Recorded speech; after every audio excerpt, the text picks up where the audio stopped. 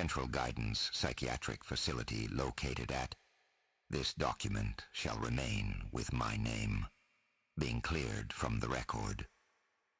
I worked alongside Dr. Vancouver until his madness consumed him.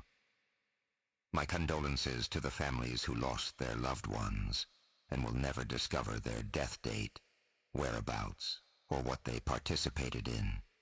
All victims involved in these documents are deceased, and all is left of them are their last handwritten moments. The Psychoria Metempsychosis project took thousands of lives, the main cause of death being us putting down patients like sick dogs after we pushed them to the brink of insanity. I am so sorry. Therapy is pointless when you come back to a broken home.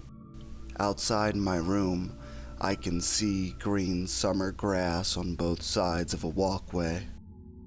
The window, covered in translucent flowers, makes me feel nauseous. What triggers me, more than anything, is forced positivity. Maybe it forged from family members downplaying any type of mental illness. Or maybe it's this new wave of social media influencers shoving their bank accounts and travel vlogs down our throats. Either way, I wanted to shatter the decorative window. This will be marked as my third suicide attempt, and I haven't even made it to 30 yet. The empty room, containing a single twin-size bed, is surrounded by bright white walls.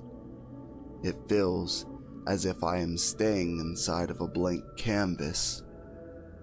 The yellow bracelet on my wrist has the words "Fall Risk" in black, bulky font.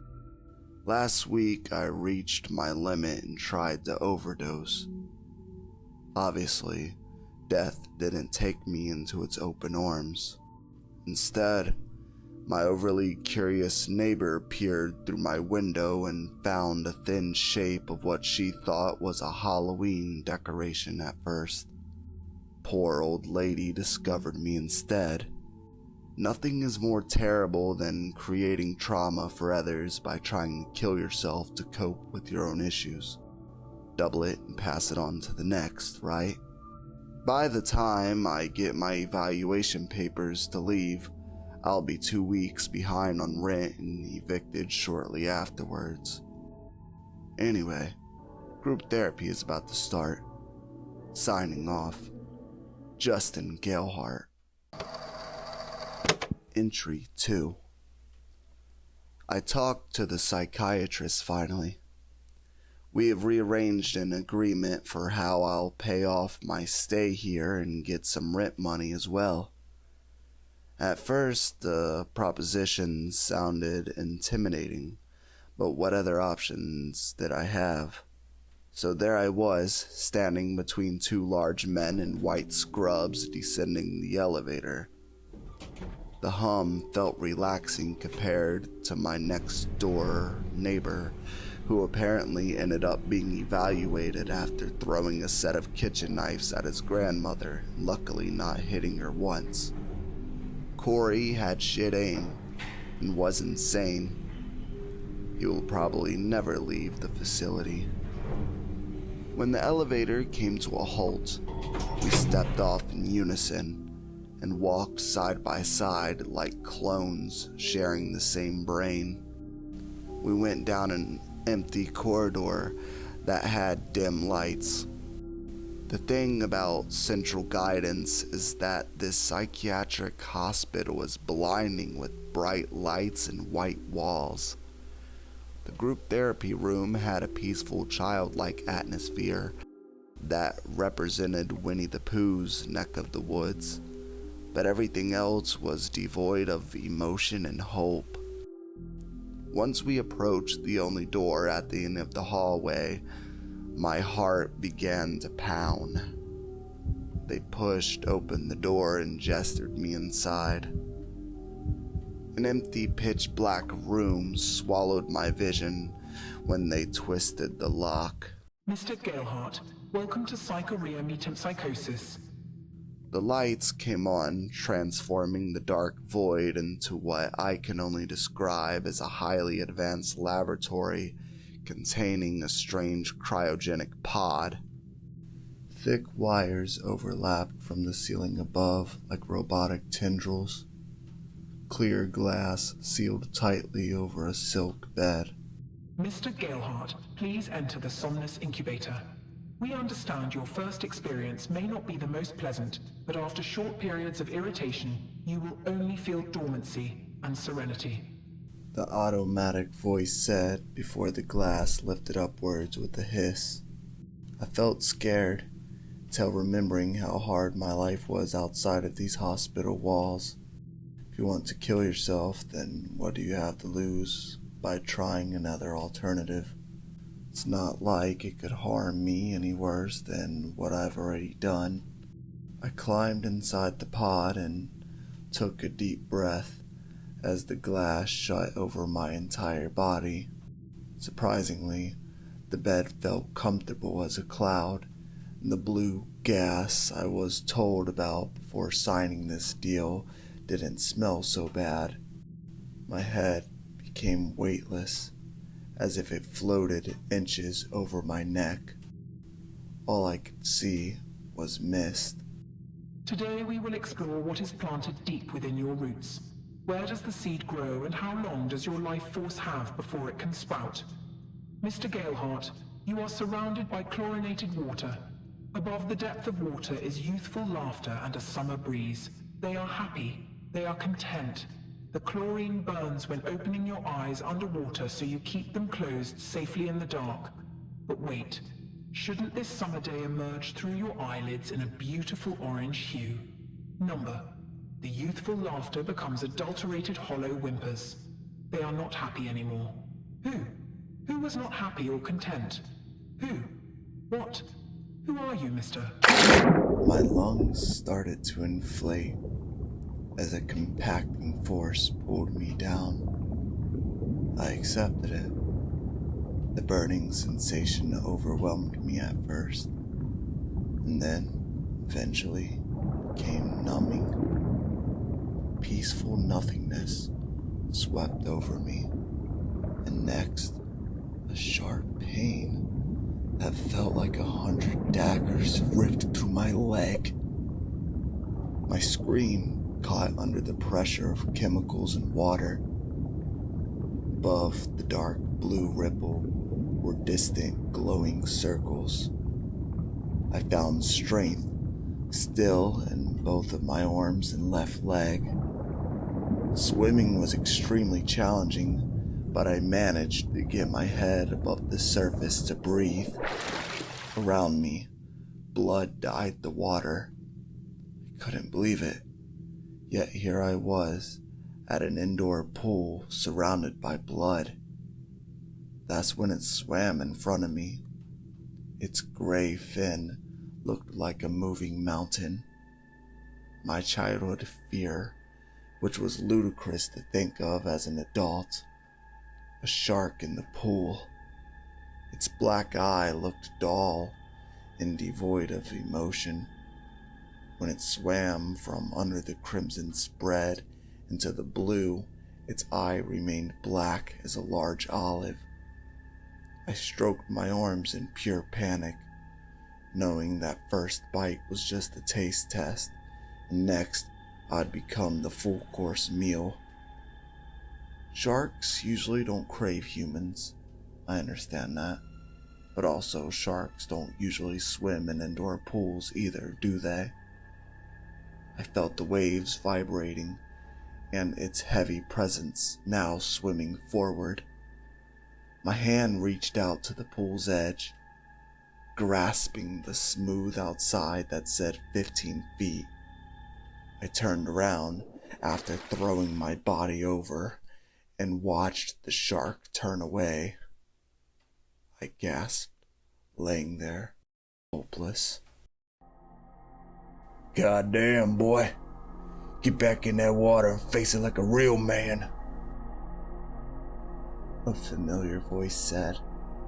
He walked towards me, unbuckling his belt with furrowed eyebrows. Face that shark, you pussy. I didn't raise no pansy. Get on your worthless good foot and jump back in. My father began to beat me with his brown leather belt. A copper metal piece left welts across my forearm as I shielded my face. I tried standing, but he kept whipping my back and shoulders. Get back in that pool. Be a man. Bring me back a souvenir. Maybe one of its teeth. Dad said, grinning with teeth just as terrible. The belt's metal ring pierced into my eye, but I still pushed forward, tackling him. Enough, Father. My fist struck him across the jaw. I'm not your son. You never raised me. You tortured me and Mom.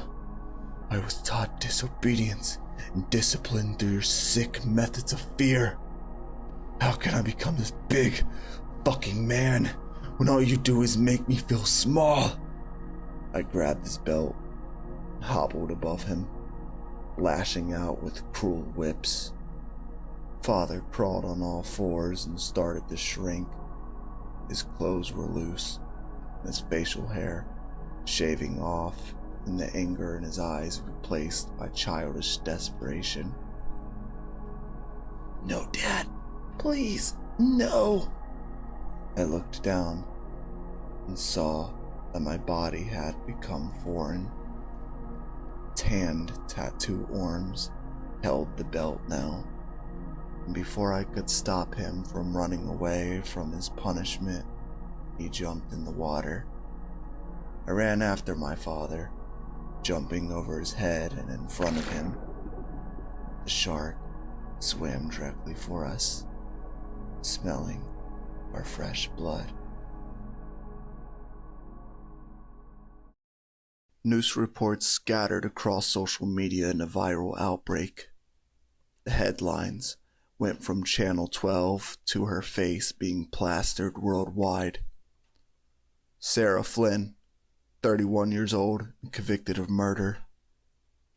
Police officers discovered the corpse in the bathtub, his penis forced between his dislocated jaw.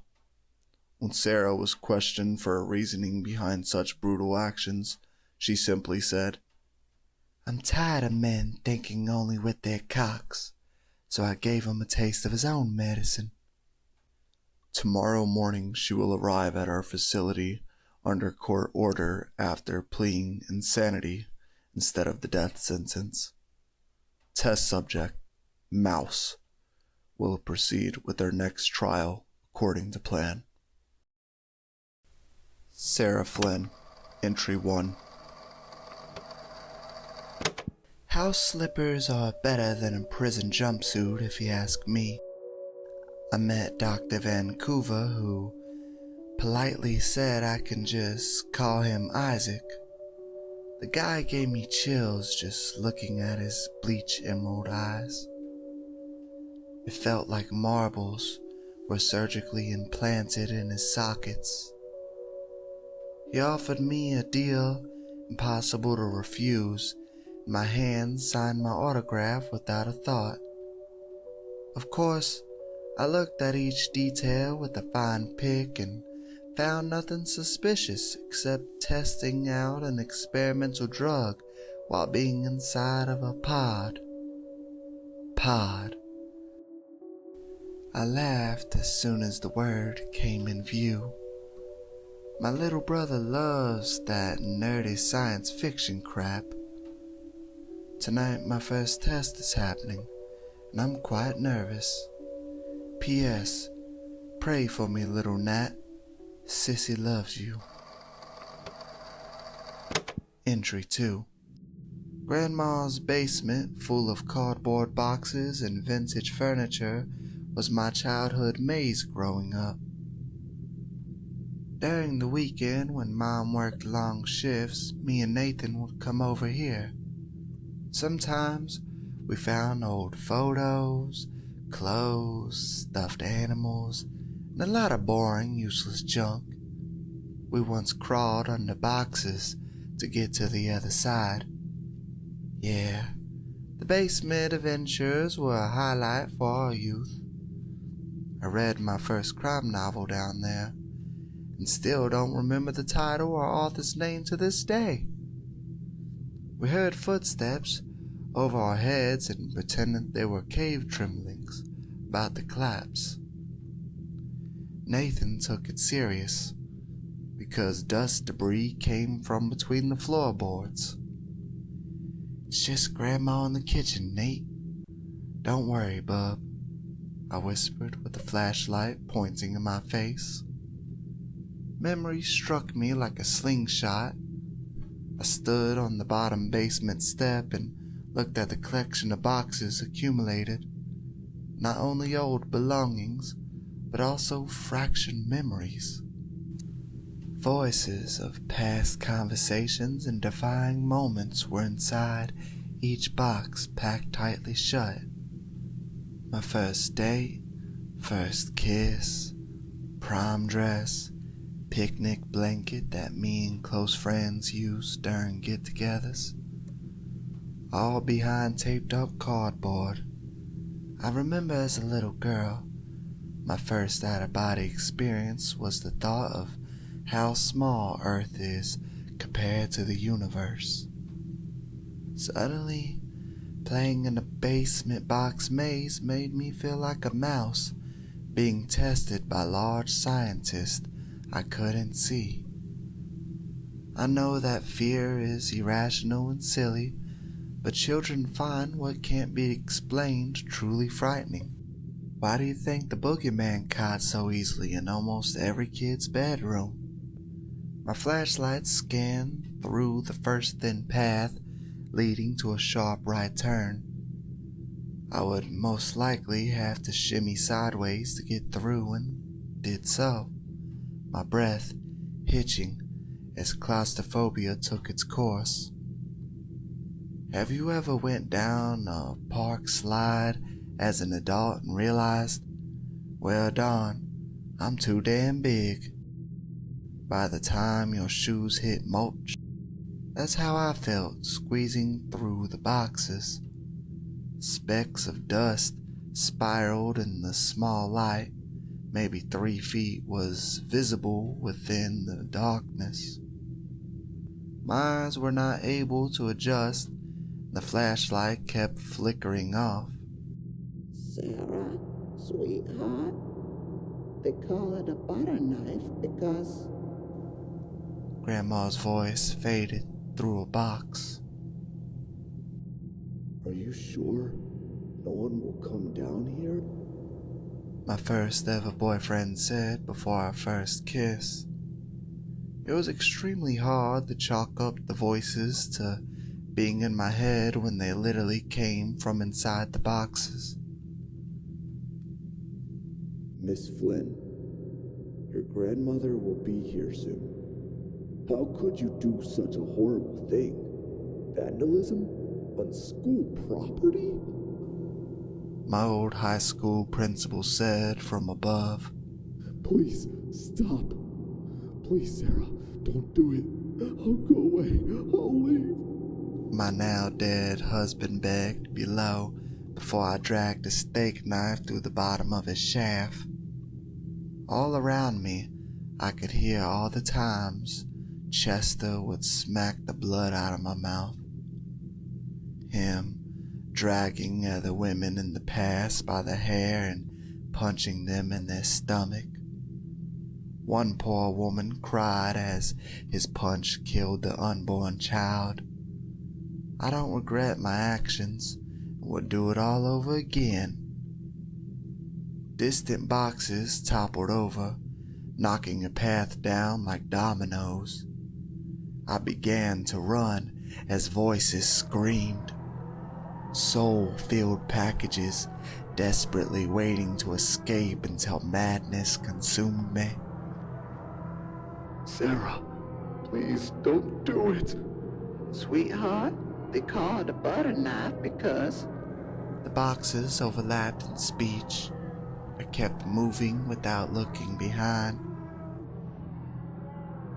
Walls were burying me, and I kept crawling out. The basement was never this big. It felt like an underground warehouse. I crawled on sore elbows. My weak knees punctured a box, and a hand tried to grab my leg. The stairs were completely gone, replaced by towers of sealed memories. That's when the realization came to me. The memory of me has been packed and placed in the back of the minds of those I loved. Personal entry by Dr. Vancouver. The infirmary has accumulated more bodies than Chernobyl. Sarah Flynn and Justin Galehart are recent names on file. All experiments are pronounced deceased after 1 day. Project Psychoria Metamorphosis must remain secrets from the public and other governmental organizations. What lingers under that fragile structure we label the psyche. We've discovered a new method to tap inside of the deep-rooted past, buried by disease, traumatic events, and forgotten memories that will reveal themselves again once our final breath abruptly halts. Research shows that children and elderly are possible keyholes to the beyond, which religion claims the answer to. What if the only way to discover what is before life and after death is by planting our eyes inside of a child's? I just want a glimpse of what lies beneath the veil before unknown creation links another living organism to life. My predecessors believe I've gone further than anyone ever should. I say they are simpletons, willing to walk in the footprints already provided by those who accepted human evolution as a devolving species that spits on their ancestors' accomplishments at becoming more than mammals of survival. We survived already, at least the strong, but now we settle rather than conquer. Madness? No. Next advancement to humanity? Precisely. I have made orders to deliver another subject, except this time we will increase their dosage. They are catching on to what fantastic work is being done here, but they will never understand, rather if we have documented proof or not. Cowards cannot move humanity past its borders. Only those who are not afraid to pull back the curtain.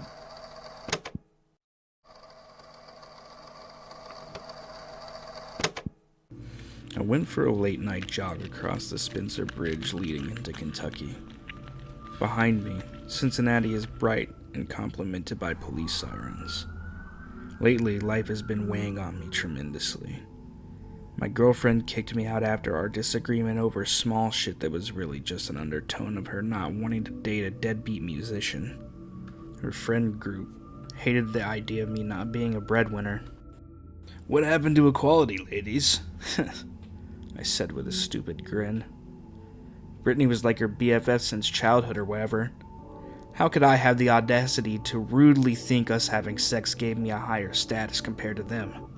The only things to my name were $100, an unwashed bag of clothes, and my 6-picker guitar. I had 2 days worth of dough to stay at this condemned hotel. Roaches roamed freely as the bathroom pipes rattled inside of the walls whenever someone in the next hotel room flushed their toilet. My television had the best show ever on. Static. I almost called it quits for tonight until an envelope slid under my door. My pocket knife cut it open and 3 crisp $100 bills fell on the carpet like autumn leaves. A note poetically came out last as if to tell me, "Hey moron, nothing is free, read this first." So I did. From Central Guidance. To Aaron Dalton. Pleased to make your acquaintance, Mr. Dalton. We have a once-in-a-lifetime opportunity for someone just like you. All you would have to do is come to our facility to participate. We believe childhood purity can be reached within adults. Achieving this milestone requires someone brave enough to take our experimental drug and undertake a dream state where you will face what changed your juvenile mindset and separated your pure self. The hippocampus and limbic system are key components, merely inches away from our grasp.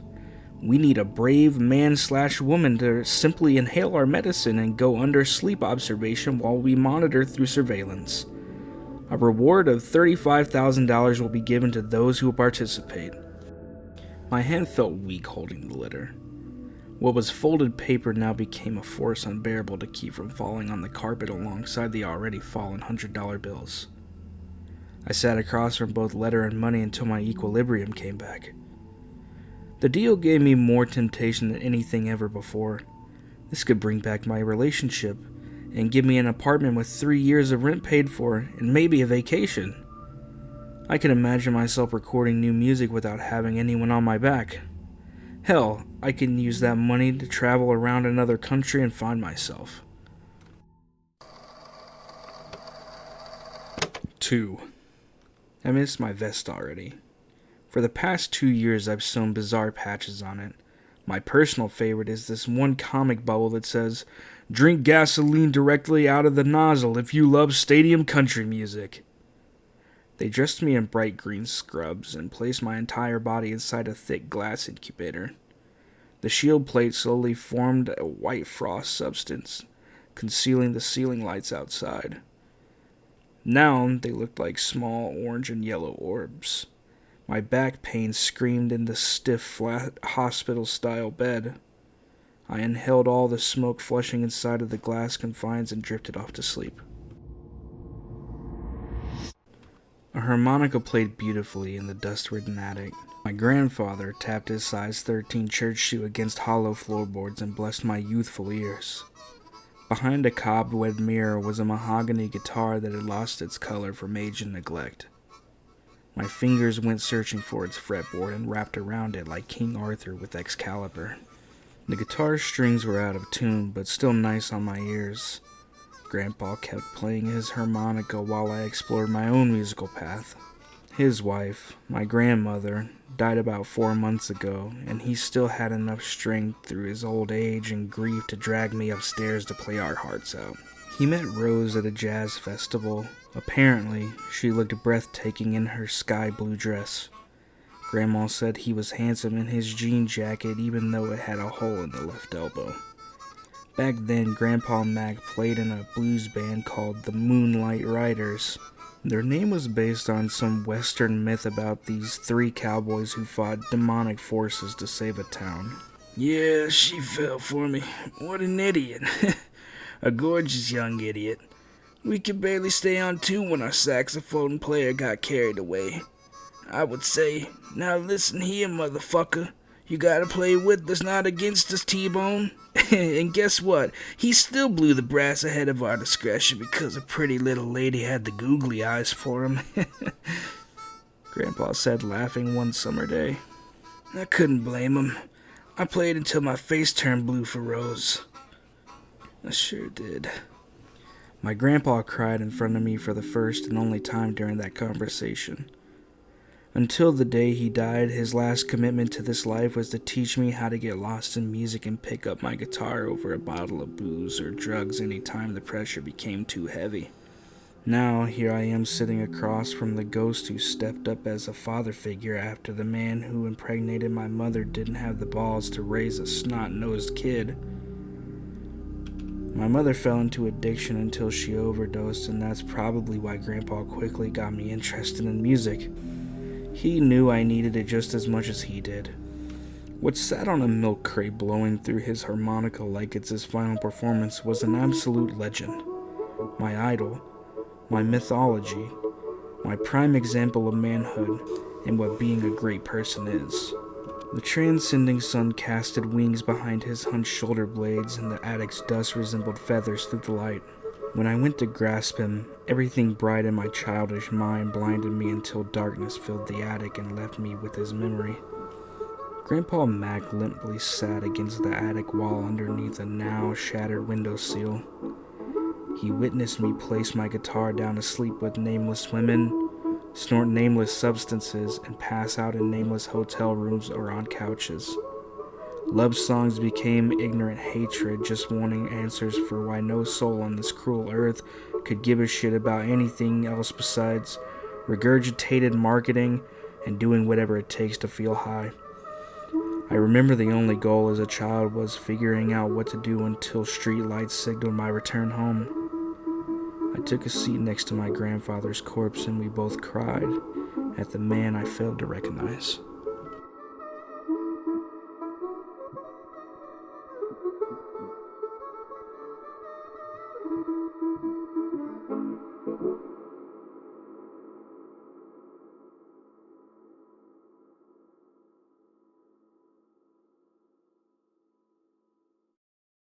Interrogation/interview with Dr. Vancouver.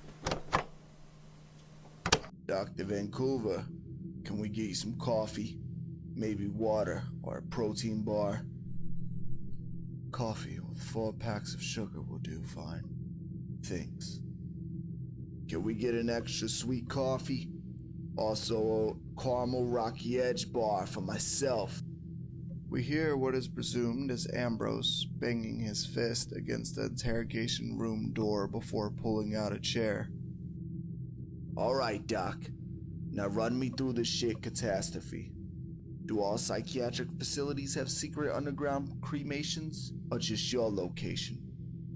My squadron found more ash piles in the bottom of my goddamn oven. I love my wife, but holy sweet pussy mother of Mary, that woman chews me up every time I burn shit.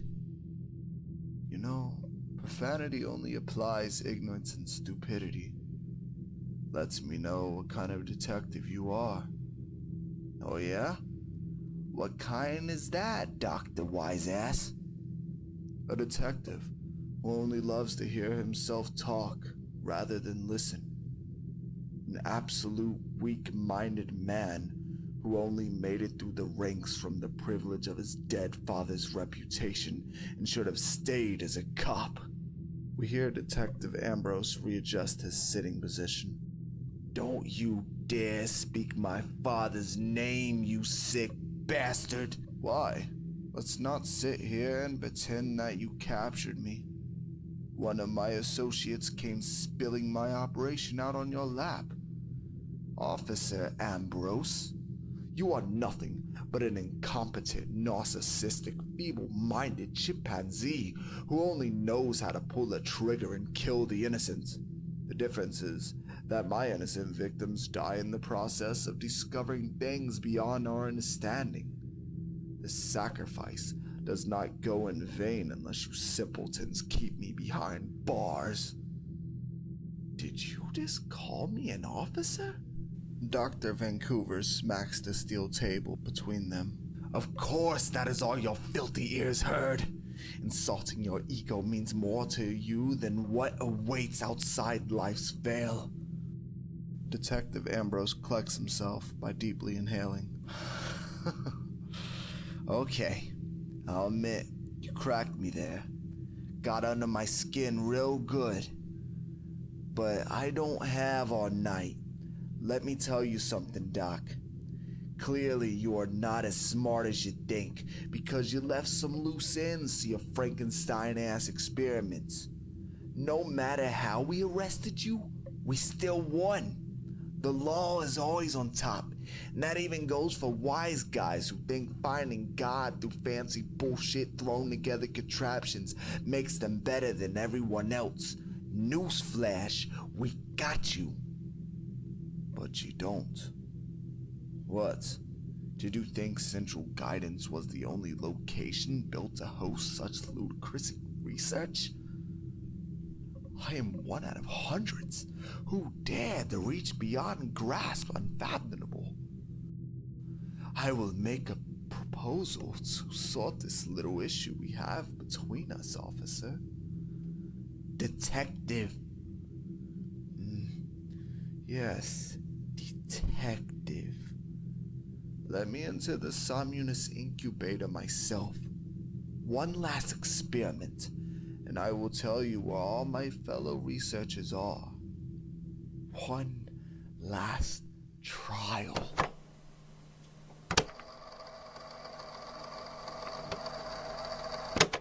Somnus incubator. Monitor documents. Dr. Vancouver walked alongside a full unit of cutthroat troops that wore all black padded armor, each one wielding assault rifles and high-voltage batons. They took his lab coat and stripped him down to an orange jumpsuit. Open! Capsule-shaped pod opened obediently, just by the simple command from Isaac Vancouver's voice. Double. No. Triple my dosage. I'd recommend getting your men out of here, Ambrose, once the Somnus incubator seals shut. Why? Is the damn thing going to explode? If you're pulling my leg, help me God. I know some men in the joint that'd fuck you up for some extra cigarettes, Detective Ambrose said under a face divider. God can't help anyone here if they stay in this room. What might come out with me could be otherworldly. Ha! Fuck you. Get in your bullshit tan in bed and let's get this over before dinner time. Very well, Vancouver said before stepping inside the pod. The camera footage begins to malfunction. Static waves completely infest the screen, then returns to normal. Vancouver does not hesitate when the blue smoke floods the inside and swallows him whole. Two small square patches attached to cords on both sides of his forehead gain power, and another monitor in a service room above turns on.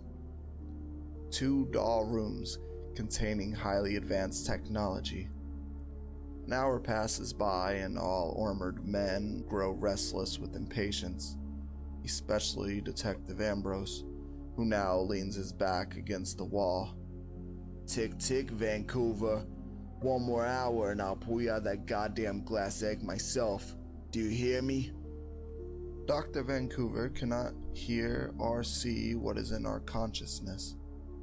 After 3 full hours of the men moving back and forth in a time lapse, suddenly bright light engulfs the capsule. Cameras inside the room are ripped off the walls. Incoherent screaming from the men and gunfire can be heard. Entry by Isaac Vancouver. My sincere apologies to those who were unknowingly or forcefully chosen to witness such horrific events. What awaits us beyond our research is entirely dreadful. Patients had the same experience each time entering the Somnus incubator. Childhood memories and adolescent fear hanging in the bounds. But that is not what happened to me. I saw the light. Not God, not hope. I mean the light. Pure, raw, incomprehensible energy. Imagine an incredible amount of life force fluctuating all around you and only seeing black specks between a blood orange filter convulsing from hypersonic waves. My entire body rippling apart into atoms. When I looked down at my hands, there were only grains of skin and flesh. Overstimulating vibration shook my entire existence, and I screamed for mercy. Mercy wasn't given to me. The thing hung above me like a crucified man. Its translucent gray skin stretched thin. Its arms tangled in electrical webs. Its sunken eye sockets containing orbs, and a mouth agape black hole as if it screamed for an eternity. My vessel had been slowly swallowed by this abomination. What produced God's ideas to life is a tortured entity that swallows the dead and vomits out the next soul to live. The embodiment of reincarnation devoured me whole. I wish my ignorant curiosity hadn't overcome the survival instincts that told me to turn away. Now I lie in a hospital bed. 2 government agents linger outside my room, waiting on my test results. Both of my legs, half of my stomach, and the bone in my right arm are completely gone.